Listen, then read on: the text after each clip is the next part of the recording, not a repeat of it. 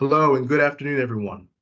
My name is Gregory Holtz, Diversity and Inclusion Liaison, and today's Diversity Speaks series is Islam and Islamophobia in American Context. What has changed since 9/11, Part 1? This is a recorded session, so please be respectful and place yourself on mute during this presentation. If anyone needs captions for this presentation, it can be accessed by pressing the More tab, which is the ellipses or the three consecutive dots in the upper right-hand corner, then Language and Speech, and finally turn on live speech. If you have any questions, please place them in the chat. We will try to address them at the end of the presentation. Now, let me introduce to you Executive Director of the Pennsylvania Human Relations Commission, Chad Dion Laster, for opening remarks. You want to come sit out here? Or do you want me to come in there? The floor is yours, Edie. Thank you so much, Gregory. I want to say good afternoon to everyone that's in this virtual beloved community space. We are joined by my boss, the chairman of the Pennsylvania Human Relations Commission, Joel Bolstein. I want to also thank two of our commissioners who are Muslim, Commissioner Curtis Jones and Commissioner Alina Sarathia. I want to also thank our internal staff that are Muslim who brought it to our attention that we should always be looking at doing things in multiple communities. I am, as a servant leader, open to critiques that have come our way where people have said over the years, PHRC has done a lot of things in multiple spaces.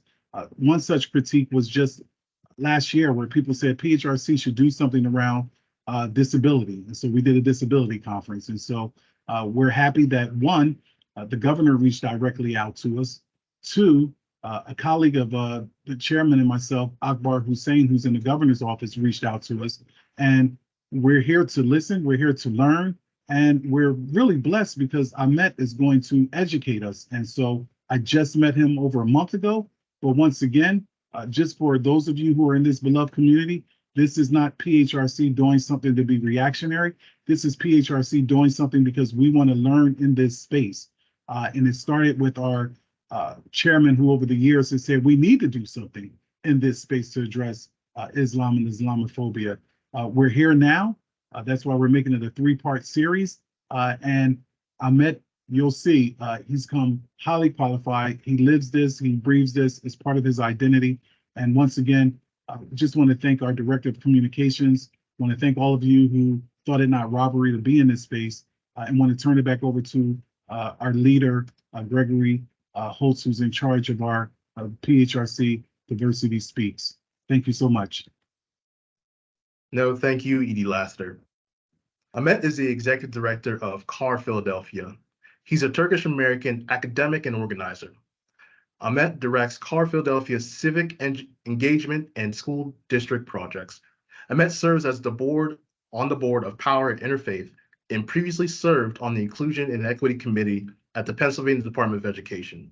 As a part of his portfolio in Philadelphia, Ahmet teaches courses at Temple University on Islam 101 and Islam in America, and presents a DEI-focused workshops for school districts and corporate settings. Ahmet's academic research focuses on American Muslim history and identity. He received his PhD in political science from Boston University in 2016. Ladies and gentlemen, please help me welcome Ahmet. Sir, the floor is yours.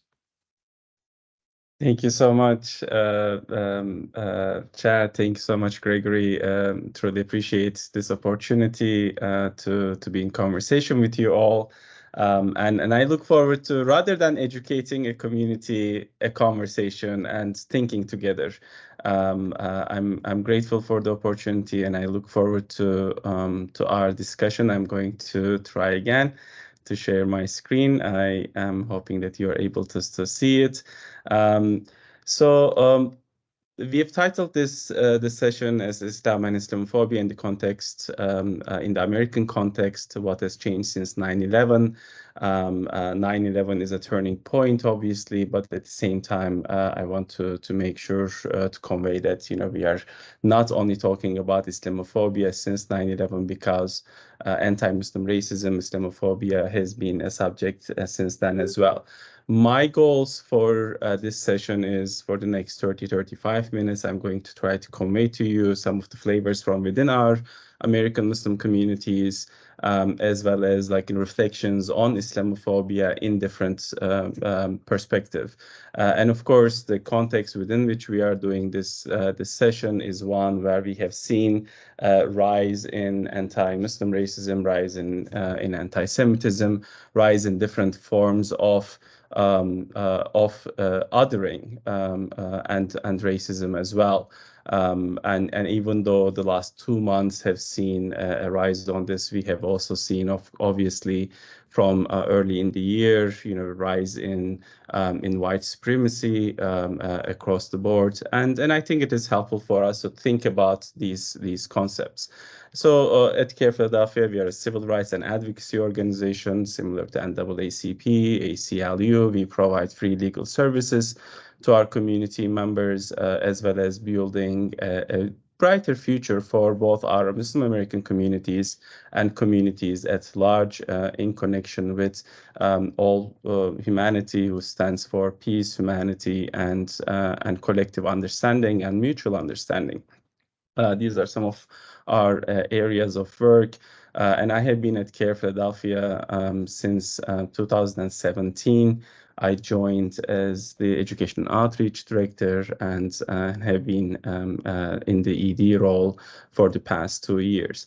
One way that our CARE Philadelphia, our CARE Pennsylvania offices challenges Islamophobia is through both like looking at problem level, ignorance, misunderstanding, fear, hatred, as well as discrimination, civil rights abuse, and violence as like, the other spectrum of the problem, and then developing different responses. One is education and engagement, right? So like, programs like this, media engagement, community involvement through our civic engagement programs, outreach projects, building youth leadership pipeline, as well as advocacy through both on the legal and broader side, and government relations and awareness as well. We will hopefully have an opportunity to talk a little bit about this. Before jumping into the presentation, where I want to talk both conceptually about Islamophobia as well as cases, our broader care network nationwide in the past 2 months has received a staggering 2,171 cases collectively. And in our Philadelphia office, we have seen a 300% increase in our intakes compared to a similar months in other years, as well as our annual sort of intakes have increased. Within these, and I want to later on talk about like different examples, like employment cases, school incidents, First Amendment concerns are among some of the higher issues, as well as concerns broadly around education spaces as well. But I want to structure my presentation along first giving a very quick sort of snapshot of American Muslim community and American Muslim history, and then jumping into our presentation on Islamophobia more specifically. Obviously, given that the census doesn't ask religious affiliation question, we don't have like exact numbers, but Pew Research Center estimated in 2020 that American Muslims amounted to around 3.85 million individuals in the United States.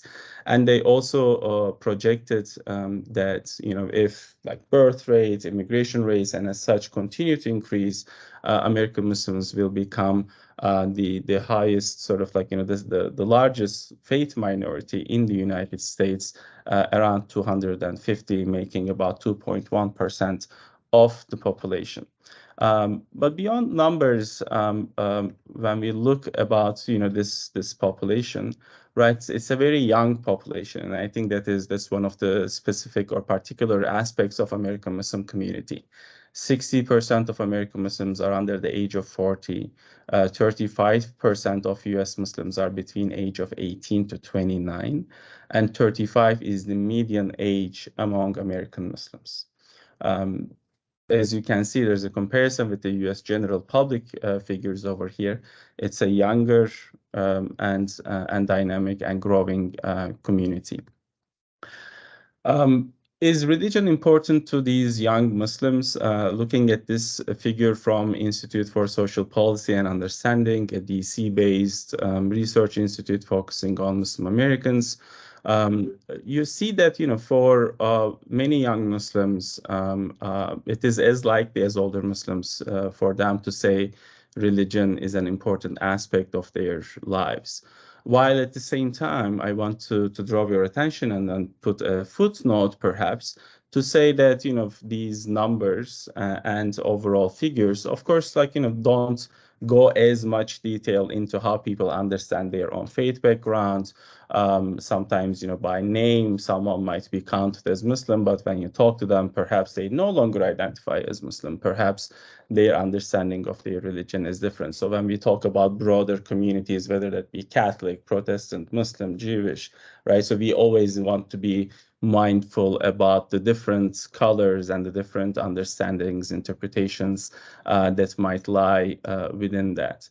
A second sort of like, you know, quick point, there's often and this can sometimes be part of like, you know, misunderstandings of religions, but similar to sort of model minority myth, there is a sense that, you know, American Muslims are all immigrants, which is not the case. Second, that American Muslims are broadly sort of all doctors, engineers, lawyers, like, you know, living a sort of like, you know, comfortable life in the US, whereas I want to highlight that socioeconomic disparities and issues are as prevalent within American Muslim communities. And as you can see, about 30, like, you know, percent of the about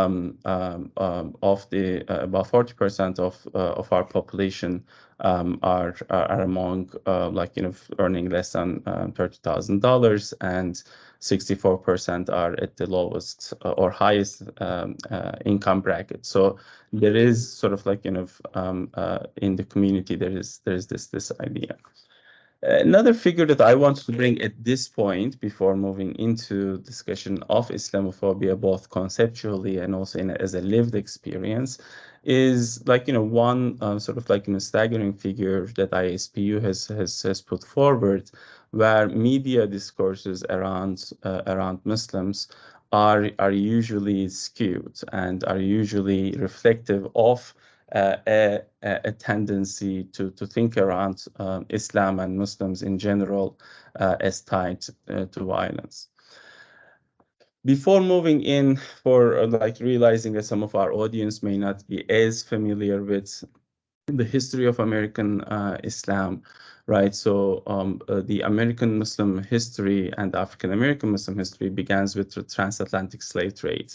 Then, you know, we see early immigration, right? So there are figures such as scholars like Sylvain Diouf and others put forward that mention that about 30% of enslaved individuals who were brought to the Americas were of Muslim backgrounds, many hailing from the western shores of Africa.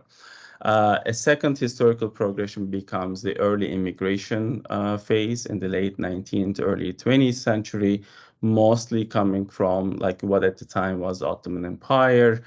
Some of them obviously were not all Muslim. There were many Christians that came at that time from especially Middle East, but also we have seen immigration from Asia, from India at the time as well. The interwar period and African-American migration to the north leads to formation of early sort of like, you know, Muslim movements, especially within African-American Muslim communities.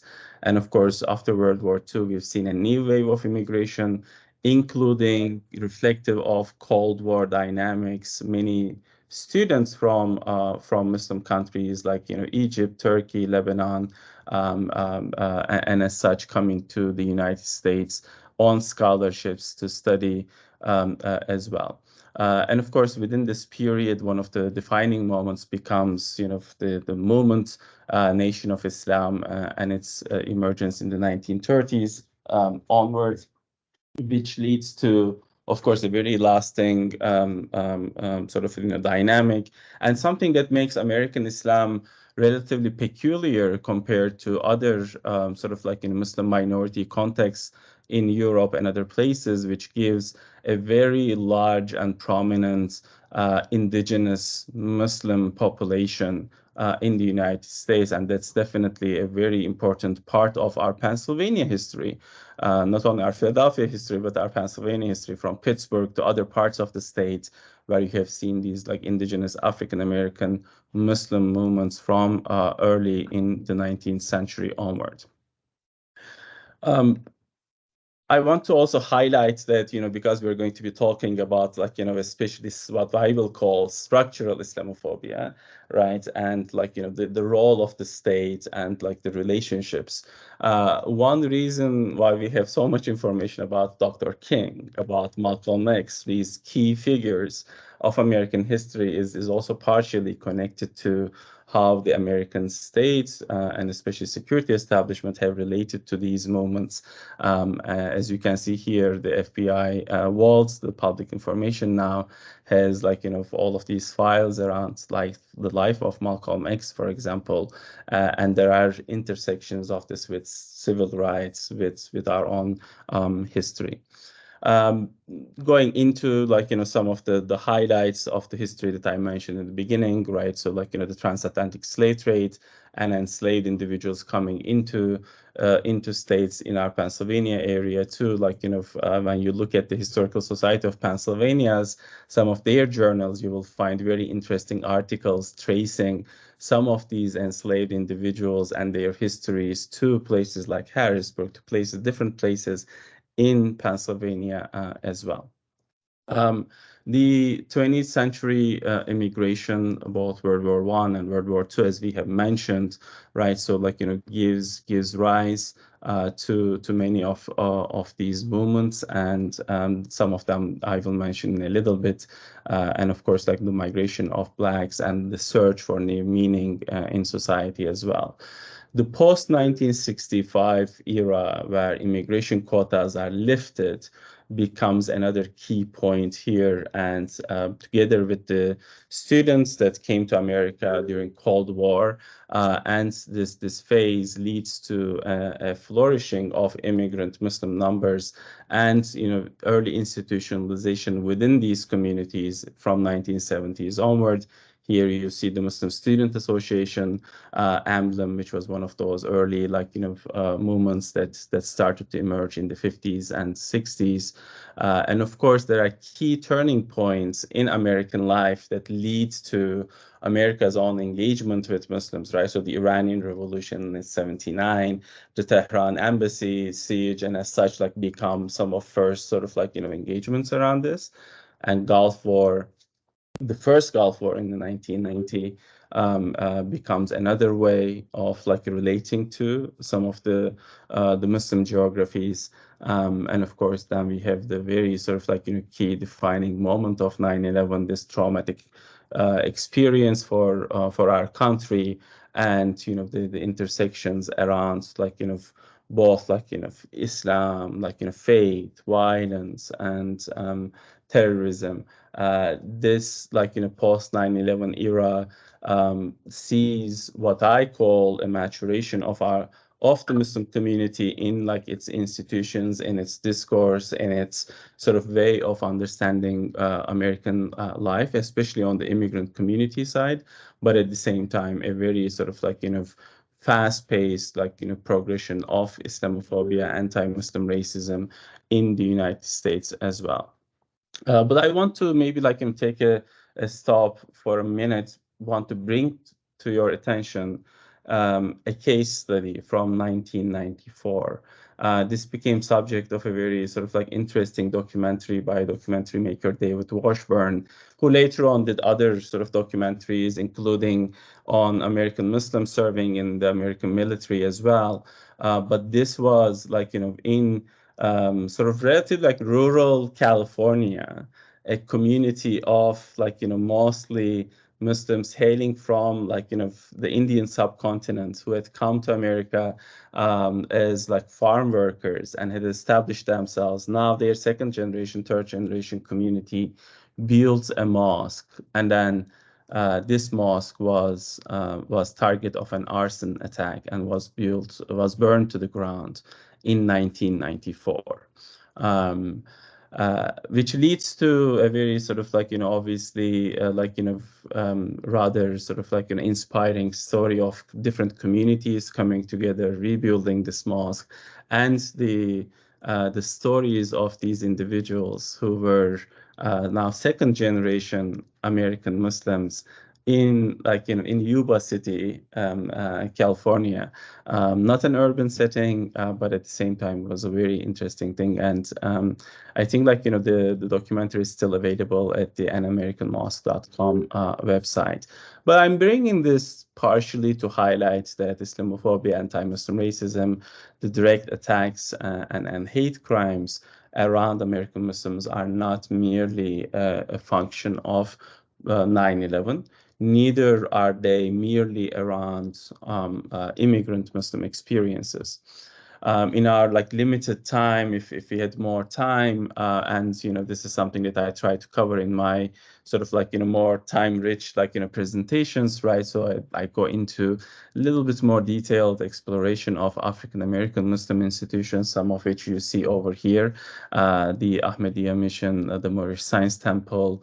Many of them had very eclectic backgrounds and rich histories, but at the same time, some of the movements here in the United States, here in Pennsylvania, have been very important, such as Pittsburgh communities, engagement with the Ahmadiyya community. Many of the communities in Philadelphia borrowing from this exploration and the rich history of the Al-Islam movement or Islamic Party movements, and of course the story of the Nation of Islam. It's very sort of a particular story, and its shift from its own teachings in 1975 under the leadership of Elijah Muhammad's son, Imam Wariduddin Muhammad, which becomes a very different sort of both theological, political movement, whereas the older sort of tradition being reinstated later on by Louis Farrakhan, and obviously there's many things to discuss and unpack in many of these movements.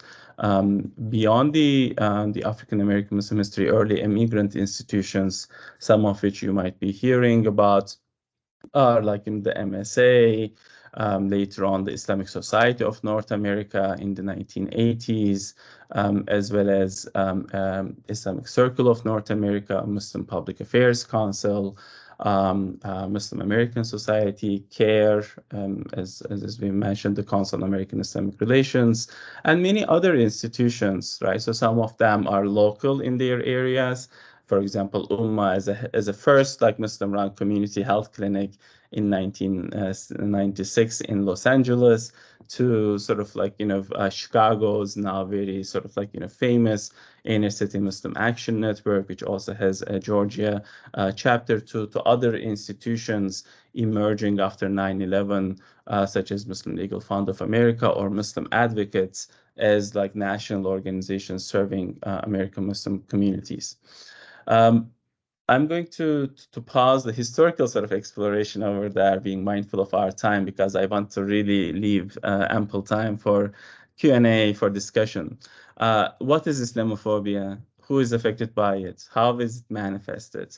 The next set of 10 minutes or so, I'll try to reflect on this, right? Islamophobia, I will try to define it a little bit more in historical context, but you can essentially use, and sometimes we prefer to use anti-Muslim racism rather than Islamophobia as a concept, and it is unfounded, inherent sort of racism and bias and bigotry against against Islam. When we operationalize it in a civil rights context, right, we also make distinctions between, is every criticism of Islam, Muslims, Islamophobic, right? So Obviously not. What are some of the differences and the nuances that exist over there is something that we want to look at. Who is affected by Islamophobia? And I think importantly, I want to highlight that Muslim women, children, men, as well as those who share characteristics that have been racialized as Muslim, whether it be language, clothing, or skin color, are affected by anti-Muslim racism.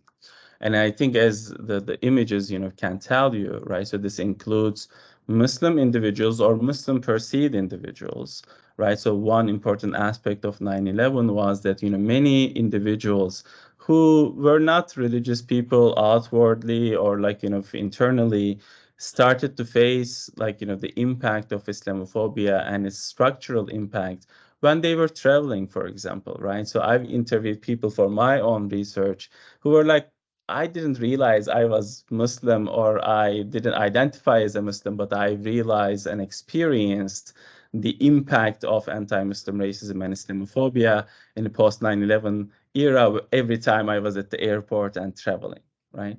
Not only that, but also if you think about the first victim of a hate crime after 9/11 being a Sikh individual, right, who was perceived to be Muslim, is another sort of reality in this context. And that sort of experience of Sikh Americans based on their outward appearance being mistaken as Muslim and being targeted is an ongoing reality, which obviously has also created a lot of alliance and a lot of community building between Muslim and Sikh communities here in the United States.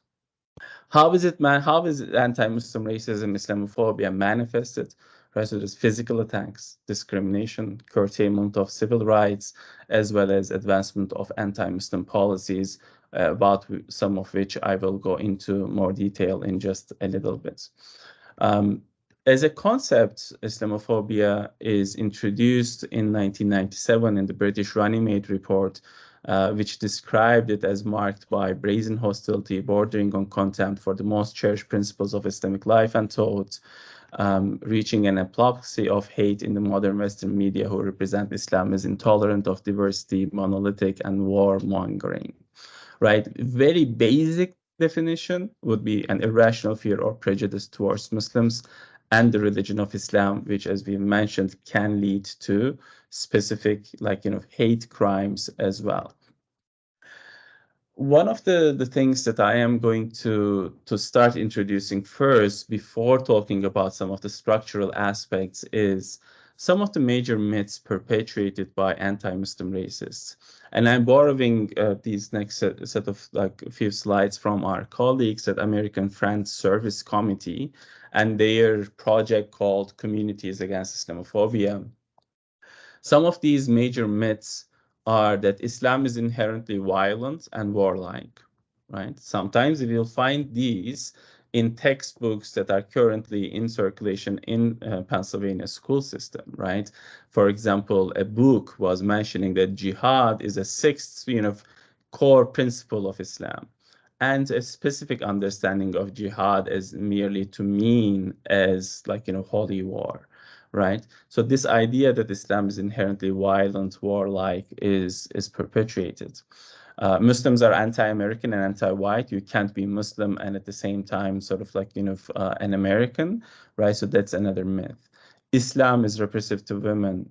This has a long history, and of course, not all of these originate in the American context, but rather there's a longer historical exploration of especially Enlightenment engagements with Islam in Europe and how some of those engagements and the historical experience is transmitted into the American context as well. Without going too much into sort of an academic discussion of this, I think it's important to notice some of these intersections.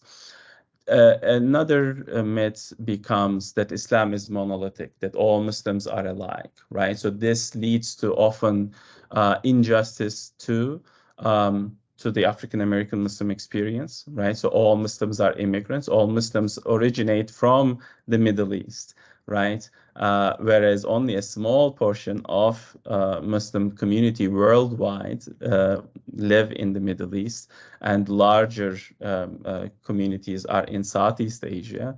It makes an injustice to that. It makes an injustice to the Black Muslim experience, right? So thinking of Muslims all as like, monolithic and similar, and denying the different colors that exist within the Muslim community.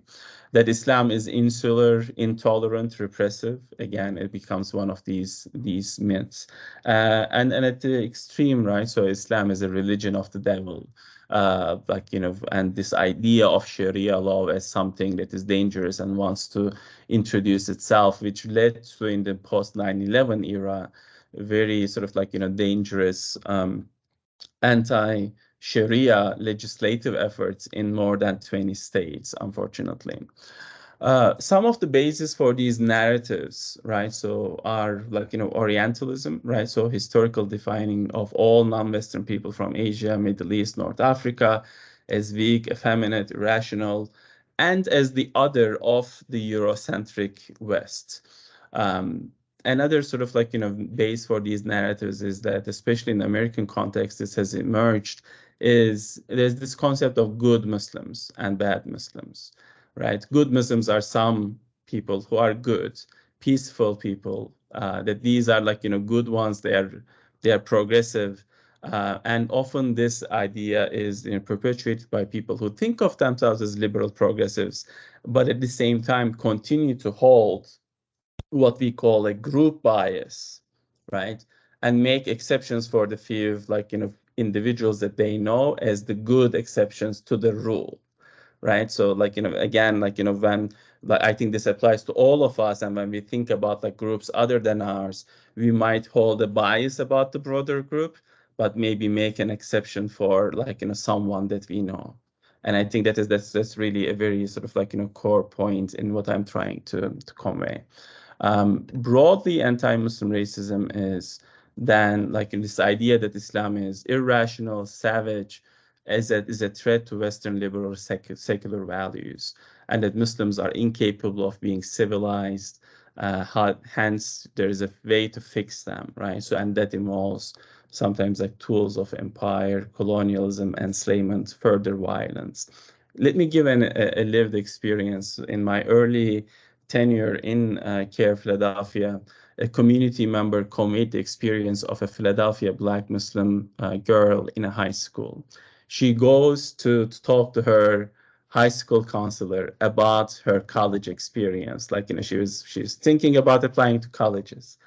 And the counselor responds to her saying, "Aren't you Muslim? Aren't you just going to get married and stay home? Why are you worried about college applications?" Right? So this obviously is a very sort of like, unfortunate extreme example, but it shows some of the broader sort of thinking around like, around the Muslim experience and about, the faith and its followers at large. I'm going to come back to this slide a little bit later on, especially as I want to draw some points from the literature around what we call like two categories of Islamophobia. One becomes structural, and the other is like interpersonal or personal. I shouldn't be drinking soda, according to my wife, but I need to take a sip. 1 second, please. All right. So these like, the perceptions and these sort of like myths that I just covered, like, so lead to a number of individual and like, policy or state level harm, right? At the individual level, it can lead to verbal harassment.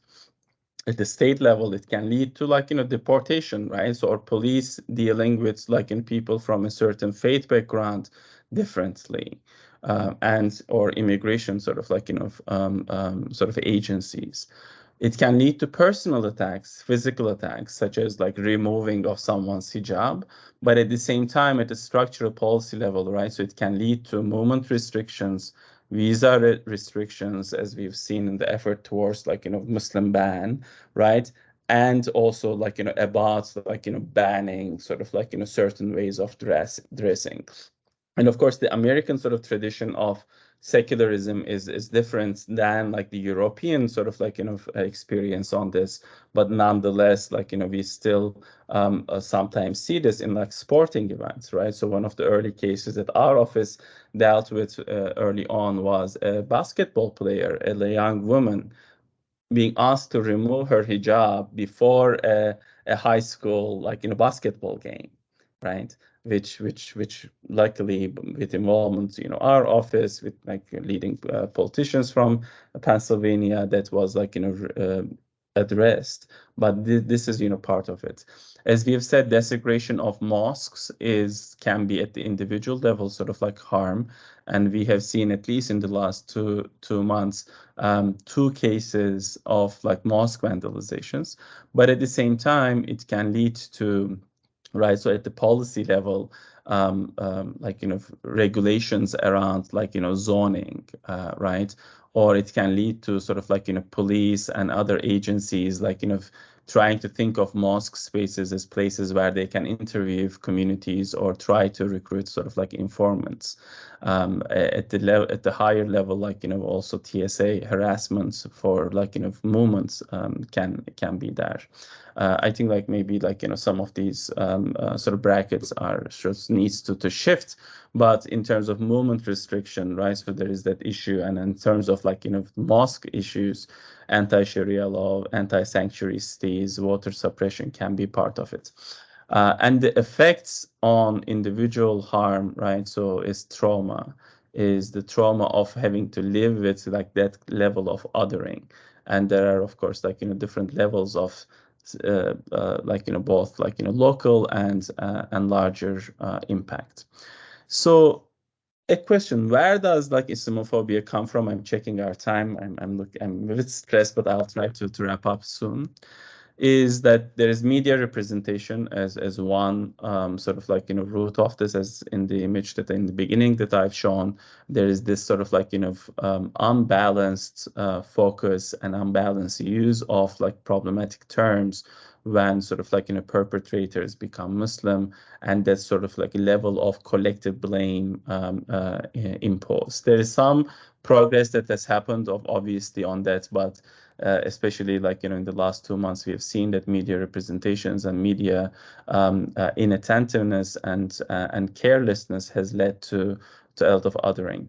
Political rhetoric coming from like, from politicians perpetuating some of these myths are a major issue, which unfortunately I have to say that like we are seeing the impact of that in our own state, where like, holders of important political offices, unfortunately, are also becoming very careless in how they are terming certain terms. So violent extremism, right? So this idea that like, Muslims are by nature propelled towards like, violent extremism, and then like they need to be taught that that's not the way.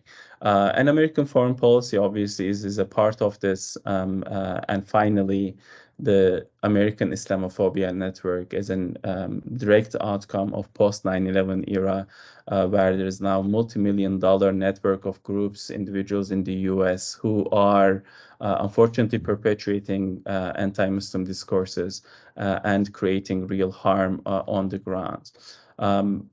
Some of these like obviously employ some like self-appointed experts, people who think that they know the community and try to use some credentials like the ones that you see over here to that end.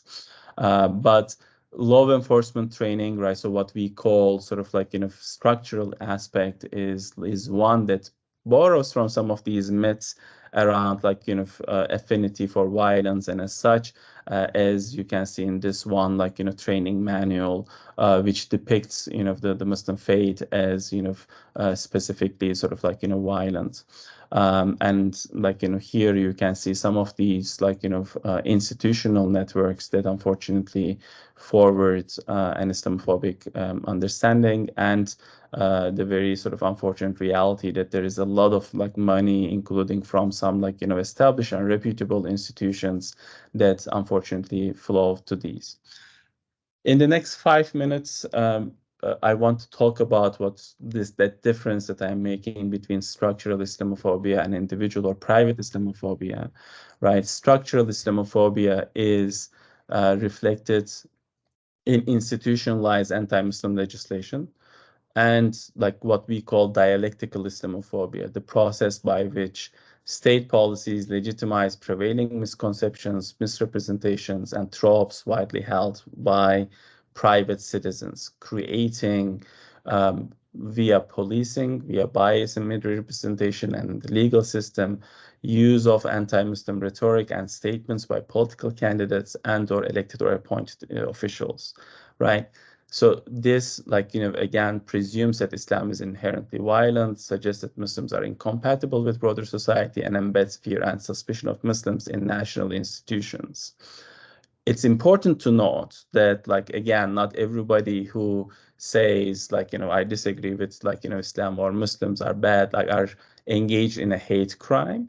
And obviously, as a civil rights organization, we are very careful in respecting everyone's First Amendment rights and their right to including be a bigot, right? While at the same time realizing that discourses have impact.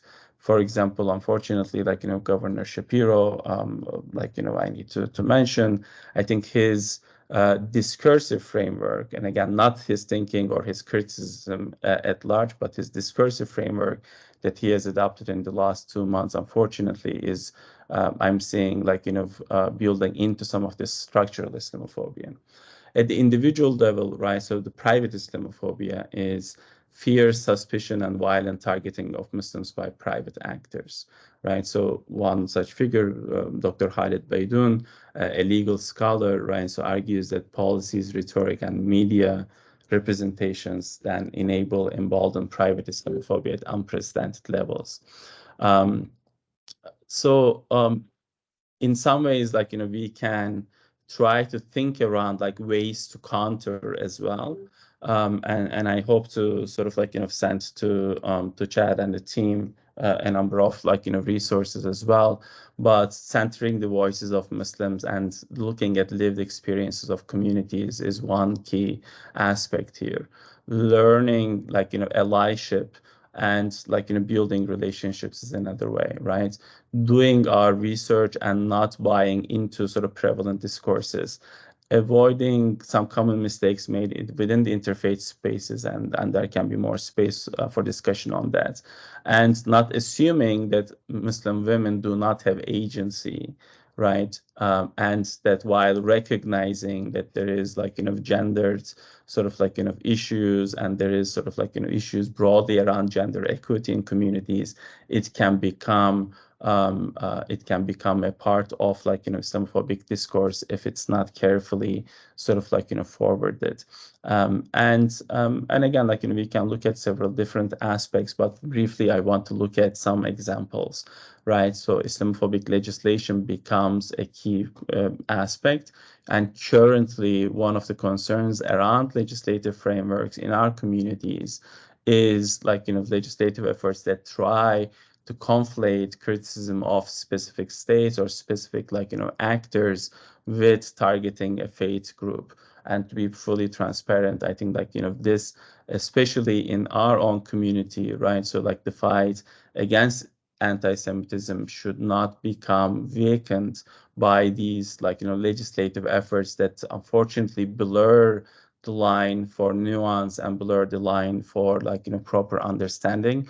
That's an important thing that's happening. I'm glad to say that I think in our American Muslim communities, attention to sort of particularly two subjects. One is intra-community racism along color lines, and two, sort of as it relates to broader communities, especially anti-Semitism, there's been a long way come and very productive and good conversations. But these legislative efforts, the anti-Sharia bans, sometimes zoning bans, and including these bans that would harm First Amendment rights are particularly concerning. I'm going to speed through because I want to really leave some time for discussion questions. But like, as you can see, they're like Muslim perceived perpetrators of violent sort of acts often also receive longer sentences as well. So in the legal system, this is something that we want to be mindful about. And I think we've talked a little bit about media bias. But at the individual level, right? So some of what we are seeing in our communities is including in our own intake system, teachers being irresponsible in how they think about concepts like terrorism and its intersection sometimes with faith communities. We are seeing that individuals can sort of create harm directly for community members, including we have seen on the footsteps of the Pennsylvania state capitol when protesters were held at gunpoint by a person who was buying into media discourses around Islam and Muslims. And as well as we've seen, one Pennsylvania resident, a Haverford college student, was also impacted in Vermont, shooting of 3 young men because of their Palestinian identity. There are a few other mosque vandalism cases, and of course, as I mentioned, we've had 2 cases in the last month, and overall, I think 34 cases statewide since 2010 that particularly talk about that. I will wrap up here given our time. My contact cell phone and email is here, and I'm going to stop my sharing so we can move into hopefully a discussion and Q&A session.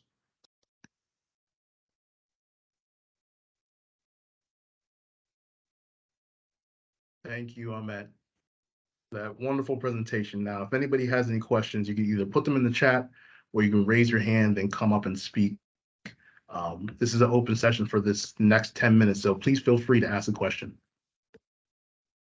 And I will say that, no question is off limits for me. I really welcome, open sharing. If you disagree, we will disagree. But I'm very used to that, and I welcome that as well. We do have a question in the chat. What do you foresee as the outcome of the future of the Middle East in light of current events? I was reminded recently that a Chinese organizer in the 1930s, I think, said a quote, we walk the path not because we have inherent hope, but we have hope because we walk the path. I think it's something along these lines. And I'm a person of hope. I mean, it's very difficult, obviously, to talk about Middle East and larger political sort of realities, but what I'm encouraged by is that they're writing different segments of faith communities, broader communities that really feel one, every society, every community should have safety, should have access to peace and dignity. And as long as I think we can move from those values, there will be fixes to different different problems. I was in a conversation at my university job at George Mason University with Mark Coppin, a Jewish conflict resolution expert, and at least Mark was able to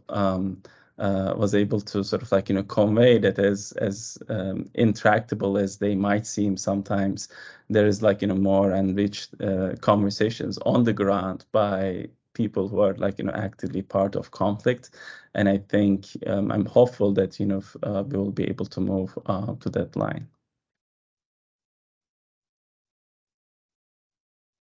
Ryan, you had a question? I do, yeah. Ryan Berardi here, Vice President of Training and Development for CNS Companies. Thank you for your presentation today. I certainly don't want to oversimplify any of this because I think it's extremely complex. With that said, I'm going to ask you for a really pragmatic and perhaps simple answer. We are in the trucking and transportation industry. Historically, our client base has not been very diverse. That is changing.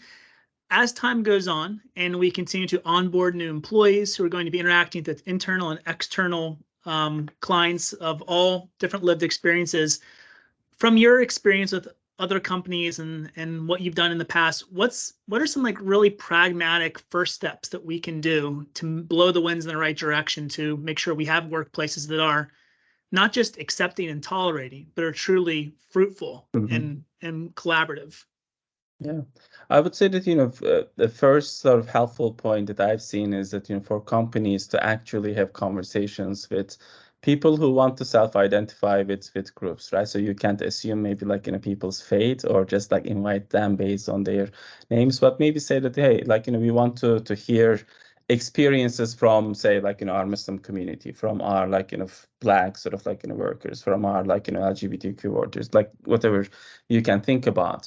And then, like, start with that kind of like, conversation and allow space for them to be themselves, and then like to talk about like their experiences, and then if they have any concerns, that's kind of like listening session. I think like, really helps build understanding, community, and also can identify things per people's needs rather than you thinking of sort of like, instead of them. And then like, taking sort of like, thinking around, okay, so this is interesting. So how do we address them? And then also like work with either the local folks or community or organizations like us in ways to address that, right? So I'm going to give a quick example. We are talking to a nonprofit that has grown in their like, diverse sort of like, staff members, and their sort of like, holiday sort of procedures and their holiday like policies, right, so are currently very much centered around Christian tradition, and which makes sense for them or made sense for them in the past, right? But given that now they have like, people from different faiths, no faiths, they are thinking around like, how do we perfect this, right? So rather than making it a very sort of technical HR issue, starting with like conversations with folks and understanding from them is, I think, a good step. I hope that's helpful. That's wonderful. Yeah. Yeah. Thank you so much. Appreciate Sure. you. And quick shout out and hello to Mila. We former high school buddy there. Oh, cool. Sheldon, you're next. If you would like to come up and ask some question, or you can type it in the chat. I'll read it. Thank you. This is Sheldon Good from Mana on Main Street in Lansdale. Thank you, Ahmet. Wonderful presentation. Just a question going back to what you said early on about the 300% rise in complaints you've seen the last 2 months or so. Do you have any evidence around, has there been any difference in the kind of complaints you're seeing in the last 2 months vis-a-vis prior to the war in Gaza, or have they been similar complaints to what you've seen in the past? Yeah, no, thank you, Sheldon, for that. What we are seeing is definitely, I think there is a correlation there in that we are seeing a lot of like, concerns around like, workplace rights and people's like, First Amendment rights, or like people's like freedom of speech is automatically being seen as problematic. Several like, workplace like, job terminations, as well as other kind of administrative process. Second category, the schools and the universities like, tie very much closely with that. Now I've had like opportunity to speak with students from different universities, and at the very least, like, the terms that the students have used are they are being unseen, unrecognized, unwelcomed, underappreciated, and invisible, right? So that's how they feel their university spaces are creating a harmful space for them. We also have like, concerns and intakes around sort of obvious like media representations as well. So, and I see another like, point in the chat about this, that's like, obviously like, we all, the point that I remind myself as well as colleagues who are in the same space serving other communities is that there's a responsibility, especially for those of us in this space, to start from a point of doing no harm, right? So when I stand for my community, I also shouldn't be doing harm to another community, and everybody who is like, supporting a cause and all should also be not doing harm while at the same time speak with their own voice. And sometimes like, our efforts towards protecting our communities might actually lead to that harm when we irresponsibly throw around, either it be Islamophobia or anti-Semitism around to people, because it then creates like, real harm for them. And some of the legislative efforts, especially now in the Congress or even at the local level, can become a part of that, right? So like out of transparency, I also like, want to mention that that's something that we care deeply about, right? So like, and sometimes in our communities, there's a educational moment, right? So we need to remind people, hey, public schools are public schools. They're not your Sunday schools. You don't expect like your true religion to be taught there. Or look, somebody's words might be hurtful to you, but it doesn't make them a crime, or it doesn't make necessarily a legal case around that. So we are also like very sort of like careful around that and navigating emotions as well. But to your point, Sheldon, we are seeing a direct impact of the last 2 months.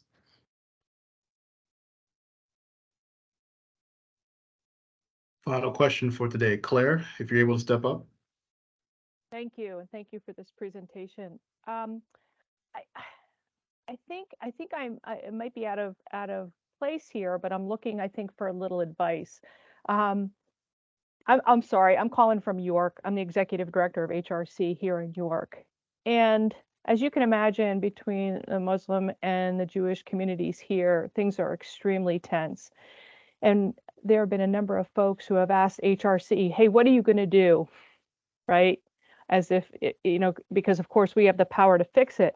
But the concern I have is I looked into trying to bring in folks from out of York to perhaps hold not any kind of dialogue, but to come at this from a place of semi-neutrality. So I'm trying to remember the names. I'm sorry, I had it up and now I've lost my spot. But I had representatives from the Muslim Jewish Advisory Council, and I had a conversation with them. One woman who is Muslim and the gentleman who is Jewish, and they were coming up with ideas on how they could come in and present to both communities here in New York to offer perhaps a way to come together in recognizing that both sets of humans are at risk for hate crimes.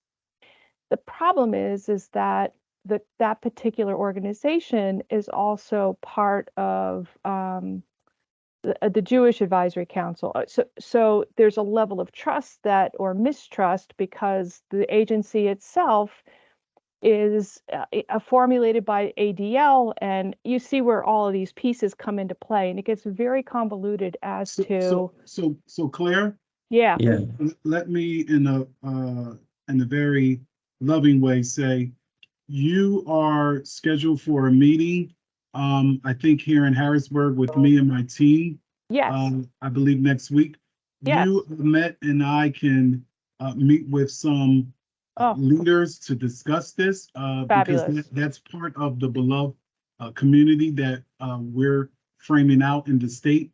We're also doing some stuff centered around the works and their living and breathing works of Rabbi Abraham Yeshua Heschel and Dr. Martin Luther King Jr. I don't want you to think that I'm dismissive of your question, but I think that you're a pioneer, right? You're a social change warrior, social justice warrior. So we already have that one meeting scheduled, and then I met and several others, because that is what one of our outreach coordinators and civil rights gurus at the PHRC, Stacey Waters, and I have been talking about even before the horrific October 7th. How can we bring people of faith and people of non-faith together for moments of silence, prayers, and just creating that table that needs to be made in the midst of all of this decadence and all of this darkness and all of this, human brokenness. And so I'll stop there. I want to turn it back over to you, because I don't want you to feel as though I was, trying to interrupt you from that perspective, but I kind of know where you're going. Okay. And we have a a second part that's coming of this series. We have a third part that's coming. We have me going to a couple of masjids in the area going to a couple of synagogues. Our chairman and I spoke about some of us who want to go engaging in the Shabbat service. Now, before we leave this beloved community space, I'm not saying that any of the aforementioned changes the historical or the contemporary context. I fundamentally believe what we need to do is look at how we can reduce our Islamophobia, reduce our anti-Semitism, reduce our xenophobia. And when in doubt, you have his organization, you have the Anti-Defamation League, you have the Pennsylvania Human Relations Commission, you have the PA State Police, you have ACLU, you have the NAACP, you have a vanguard of places that you can go to when you are seeing someone engage in a form of Islamophobia, a form of anti-Semitism. And so it's always convenient and ending to talk about the racism that someone else has. And it's there. Systemic and structural racism, prejudice plus power. Chad Dion Lassiter wants to make sure that I deconstruct the false construct of race within myself so that, you know, as a Christian, when I come across an atheist or agnostic, that my Christendom doesn't trump who they are, and that my Muslim virtues, and that's what we're about at the PHRC. If somebody needs to go ahead and pray, makes a lot.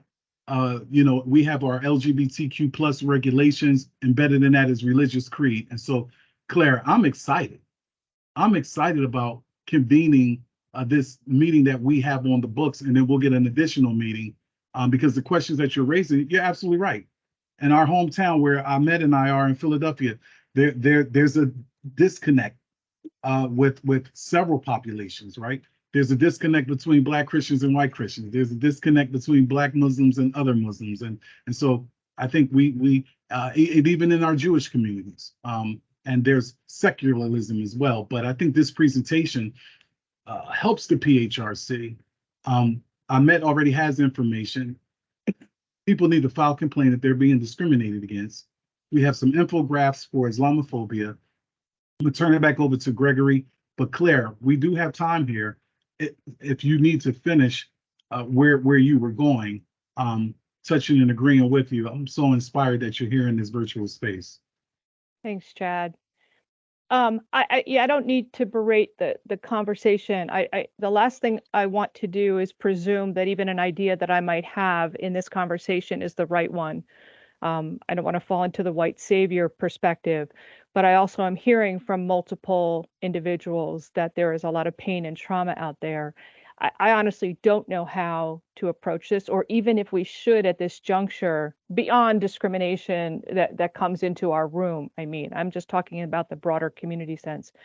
So this may be beyond the scope of the end of this session. So I am more than willing to leave this until we are able to meet and have a more robust conversation about it. But I definitely don't want to leave it for too long because I really think that at least having something in mind in terms of how to be in this space to provide relief, even if it's just a place where people can come and speak their trauma, would be a good thing.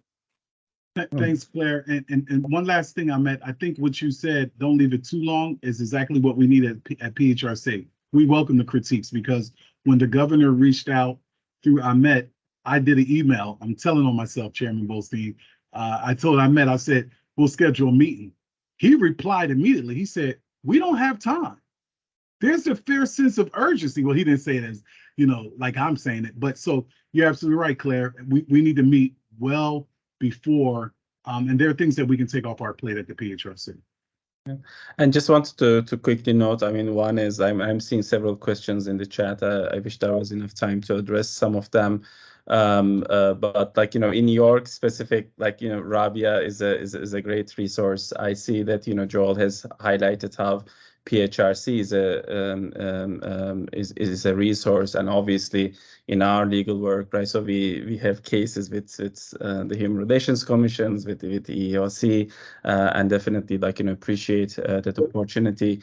I'm seeing, like, very quickly in terms of, like, you know, age brackets, like, you know, younger ages exhibits, like, you know, less sort of like, you know, anti-Muslim bias is what the term that I want to use rather than Islamophobia compared to some of the older ages. But at the same time, there's always like, I'm careful about numbers and like, there's like, subgroups over there. And I think like, the concerns in the chat broadly around like, the current environment being sort of like, words, actions, even sort of like, presence being viewed in a certain way is tricky. And I think to your point, Claire, there's always going to be like institutional disagreements, and like, we have those and as such, but I am of the opinion that never like, those should be barriers for conversation and barriers towards like understanding and collaboration, even when that makes sense. So I'm hopeful that, this space, as Chad so kindly calls it, a beloved space, like becomes one of those. So my information is in the chat. I know that, PHRC has thought of this in a very like creative and like 3-part space. I know there are at least like 2 more coming in the way that are exciting programs. And I think Greg wanted to mention some of them. So I'll stop there with gratitude for everyone for being in the space and for the opportunity. Yes, thank you so much, Ahmet. And just like Ahmet just said, we are having a part 2 next week. So please, the questions that you have, the energy that you have from this session, please carry that into next Wednesday, where we're going to be talking about part 2 of this. So please come back to us, have the airspace with us so that we can create a better, beloved community. Thank you so much, Ahmet. Thank you all for coming. Thank you, Edie Lasser, for having this opportunity. Hope you all have a great day and be well. Thank you.